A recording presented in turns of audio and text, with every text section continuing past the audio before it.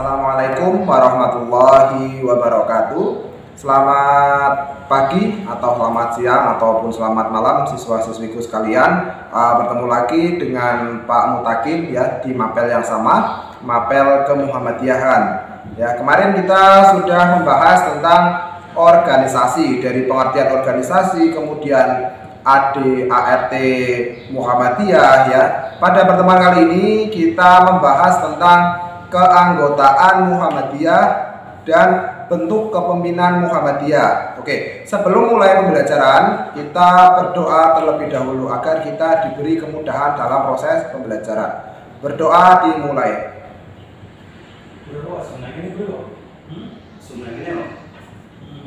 Oke, terima kasih. Pada pertemuan kali ini kita akan bahas terlebih dahulu keanggotaan Muhammadiyah. Nah, jadi dalam anggaran dasar Muhammadiyah ya, bab 4 ya, bab 4 pasal 8 itu disebutkan bahwa anggota persyarikatan Muhammadiyah itu dibagi menjadi 3 ya. Yang pertama anggota biasa, yang kedua anggota luar biasa, yang ketiga simpat atau kehormatan ya. Saya ulangi lagi, di dalam anggaran dasar rumah tangga Muhammadiyah itu ada 3. Yang pertama anggota biasa, yang kedua anggota luar biasa, dan yang ketiga kehormatan. Nah, kemudian apa sih bedanya antara anggota biasa, anggota luar biasa, dan kehormatan? Oke, kita bahas satu persatu terlebih dahulu. Anggota biasa. Anggota biasa itu warga negara Indonesia yang beragama Islam dan yang menyetujui dan bersedia untuk mendukung melaksanakan usaha-usaha yang dilakukan oleh Persyarikatan Muhammadiyah. Itu anggota biasa ya. Kemudian anggota luar biasa itu adalah seorang ya yang bukan warga negara Indonesia, beragama Islam, setuju dengan maksud dan tujuan serta mendukung amal usaha Muhammadiyah. Nah, itulah anggota luar biasa.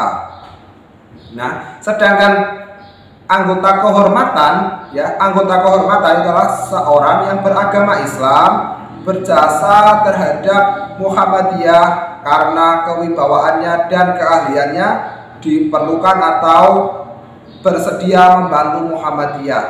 Jadi beda ya antara anggota biasa, anggota luar biasa, dan kehormatan.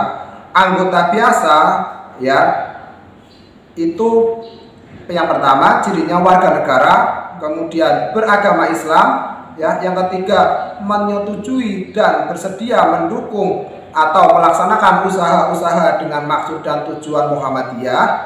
Itulah anggota biasa. Anggota luar biasa seorang yang bukan warga negara Indonesia, bukan warga negara Indonesia ya, kemudian beragama Islam ya, kemudian yang ketiga mendukung atau setuju maksud dan tujuan Muhammadiyah. Jadi beda. Yang ketiga anggota kehormatan itu seorang beragama Islam ya, berjasa terhadap Muhammadiyah karena kewibawaannya dan keahliannya diperlukan dalam membantu Muhammadiyah. Nah, kemudian bagaimana sih Pak cara biar kita menjadi anggota Muhammadiyah? Nah, untuk menjadi atau bergabung anggota Muhammadiyah itu di Muhammadiyah ada KTAM, kartu anggota Muhammadiyah. Pak Mutakin maaf nggak bawa contohnya dan nggak bawa belangkonya. Kalau mau lihat bisa hubungi Pak Mutakin, nanti tak lihatkan belangkonya seperti apa. Nah, untuk syarat menjadi anggota Muhammadiyah, yang pertama yang jelas warga negara Indonesia beragama Islam ya. Yang kedua laki-laki atau perempuan berumur 17 tahun ya. Yang ketiga menyetujui maksud dan tujuan Muhammadiyah. Yang keempat bersedia mendukung dan melaksanakan usaha-usaha yang dilakukan Muhammadiyah. Dan yang kelima mendaftarkan diri dan membayar uang bulanan. Biasanya uang bulanan itu 1.000 per bulan kepada pimpinan cabang ya, untuk suksesnya Muhammadiyah di cabang tersebut.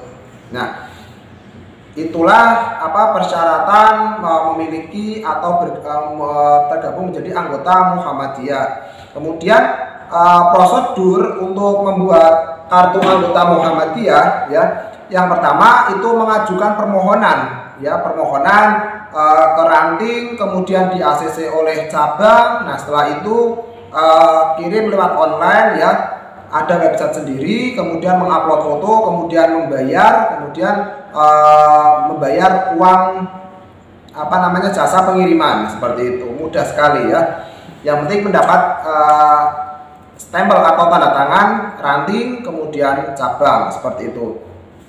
Itu terkait keanggotaan Muhammadiyah. Sekarang kita masuk di materi selanjutnya, bentuk kepemimpinan atau bentuk kepemimpinan Muhammadiyah. Jadi di dalam organisasi itu ada dua bentuk kepemimpinan, ya. Nah, bentuk kepemimpinannya secara umum itu ada dua, individual dan atau dewan atau kolegial, ya. Nah, maksudnya apa, Pak? Nah, kalau tunggal itu maksudnya itu segenap kekuatan dan tanggung jawab itu dipertanggungjawabkan oleh individu. Nah, sedangkan dewan atau kolegialitas, ya, itu rasa setia kawan terhadap teman sejawat dan tanggung jawab organisasi dilakukan oleh bersama-sama. Nah, kalau di Muhammadiyah bentuk kepemimpinannya, ya, itu yang kedua, yaitu kolegialitas atau dewan. Nah, Muhammadiyah itu menggunakan sistemnya itu kolegialitas, ya, atau sistem kepemimpinannya itu bersama. Karena bentuk kepemimpinan kolegial itu setiap pimpinan atau setiap pemimpin Muhammadiyah harus memiliki kompetensi yang memadai. Nah, itu kenapa Muhammadiyah bentuk kepemimpinannya itu kolegialitas atau dewan. Nah, kemudian sedikit info, ya, untuk syarat menjadi anggota pimpinan Muhammadiyah pada anggaran dasar rumah tangga Muhammadiyah pasal 15 itu yang pertama taat beribadah, ya, kemudian kedua setia pada prinsip dasar perjuangan Muhammadiyah, yang ketiga menjadi teladan di persyarikatan, dan yang keempat taat pada garis kebijakan pimpinan pusat Muhammadiyah. Yang kelima, cakap dan mampu menjalankan tugas. Yang keenam, telah menjadi anggota Muhammadiyah sekurang-kurangnya 1 tahun. Yang ketujuh, berpengalaman dalam kepemimpinan. Yang kedelapan, tidak merangkap jabatan organisasi politik. Yang kesembilan, tidak merangkap jabatan dengan pimpinan Muhammadiyah atau amal usaha yang lainnya. Nah, itulah syarat menjadi anggota pimpinan Muhammadiyah. Nah, mungkin itu aja, ya, yang dapat Mutakin sampaikan. Kurang lebihnya mohon maaf. Jangan lupa absen di bawah kolom komentar, ya. Jangan lupa juga subscribe, like, dan komen. Nah, komen formatnya seperti biasa, nama, kelas, nomor absen, kemudian merangkum apa yang Pak Mutakin sampaikan. Ya, tidak usah banyak-banyak, minimal 3 baris, seperti itu. Mungkin cukup sekian, kurang lebihnya mohon maaf. Fastabiqul khairat. Wassalamualaikum warahmatullahi wabarakatuh.